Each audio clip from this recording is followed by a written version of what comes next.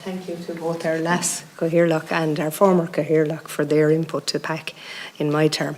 Good morning, everyone, and thank you for your attendance. I just want to start with a quick question for capital infrastructure.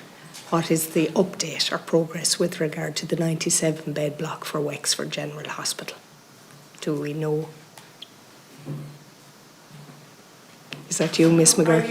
Sorry. I'll get the details for you. Thank you. And also, I don't know who is responsible with regards to the home care support services, but I'm very concerned at the level of calls I'm getting whereby those in receipt of the care and their carers, home carers, are being informed that they are no longer allowed to feed those that they're supporting. So whilst this has been sent out in the form of an email with the guidelines set down by in a HSE document, the document pertains to 65-year-olds. Now, I have a mother who cares for two, one very seriously disabled and intellectually challenged individual, as well as another son who has cerebral palsy. And she cannot operate in an environment whereby the home care support doesn't feed her 22-year-old son in assistance to her. Now, the reason I'm being giving is that when the patient or the client starts to choke, that's something that the home care support worker can't cope with. Now, surely we're not sending in people who are not trained in this matter.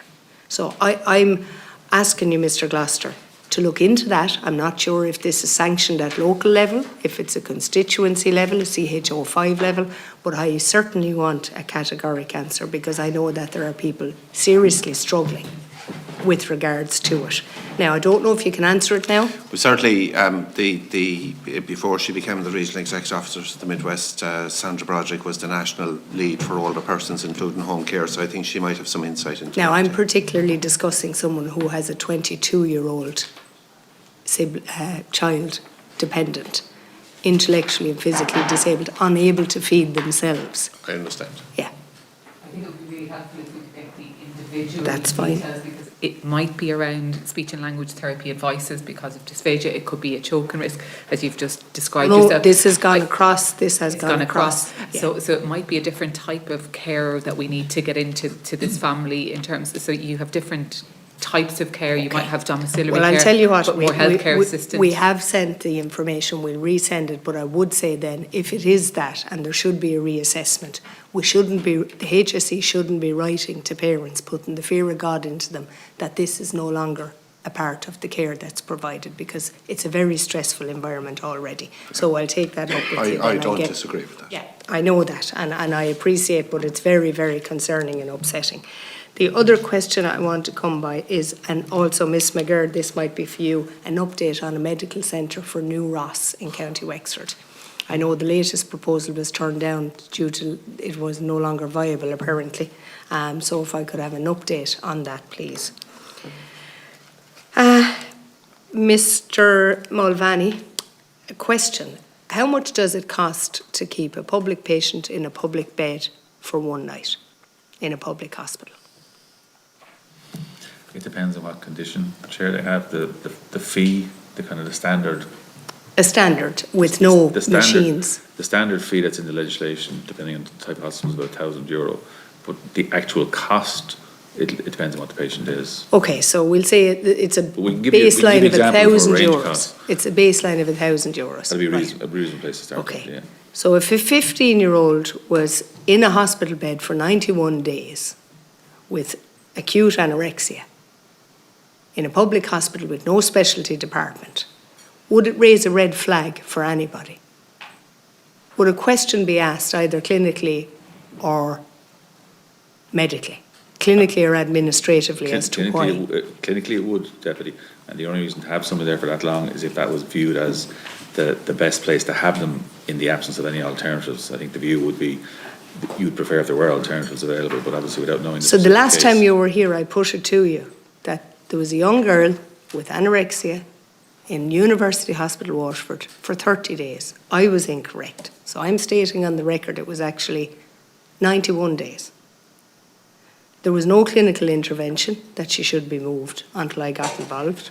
and there was no administrative intervention to ask the question, why was she there? They neither had a paediatric dietitian nor any consultant coming to see her. She moved out of the care of the CAMHS consultant into the care of the hospital consultant, who failed to see her in the hospital at the bedside for 90 days until I got involved.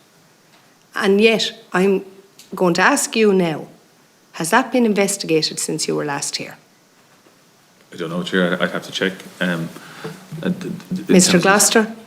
I'm not aware of the specific case that's been investigated in that sense. But it's concerning, isn't it? It is concerning, and eating disorder is particularly concerning. Well, the eating disorder I'll come back to, but we're here talking about the roughly at a minimum of about 90,000 to 100,000 euros of money that actually went nowhere. Yeah, and I look. So I eventually, certainly have the young some- girl was moved to an acute setting. An acute mental health setting, is it? Yes, to Okay. deal with her disorder. Okay. She spent almost 9 months, in which time her father passed away. The tragedy is that when she left that setting, she was referred back to the CAMHS who neglected her in the first place. And she's back to the same weight she was when she was admitted to the hospital in the first place. So we're failing, and we're failing miserably. And whilst she's back in school, her mother attends school every day to ensure that she's eaten her lunch. So in a year and a half, we have made no inroad in her mental health care except to put her back where she started. Plus the fact that no intervention in the 90 days that she was in Waterford University Hospital, she lost over 7 kilos in weight and no questions were raised. Now that's failure, and I don't care who is responsible, but I want it addressed. I may never be back here again, but and Mr. Gloucester, I understand you have a serious task on your hands, and I've watched your progress because I told you I'd give you a chance, and you're making progress, and it's a mammoth task you have. And for all the good we do, this child could have died, but will spend her lifetime, if ever, trying to recover.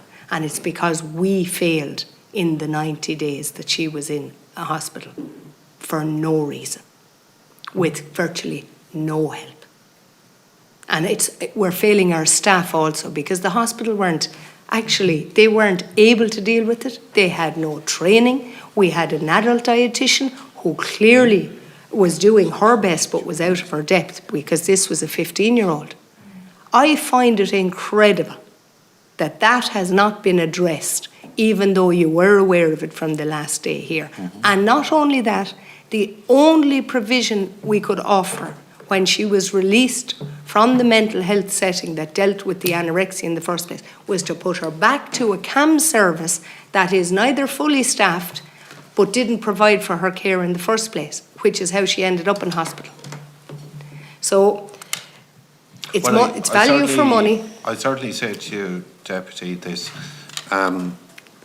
The fact that you're saying to me somebody spent 90 days in a hospital bed with no clinical intervention, I will certainly take that up and examine that and ensure that's inquired into.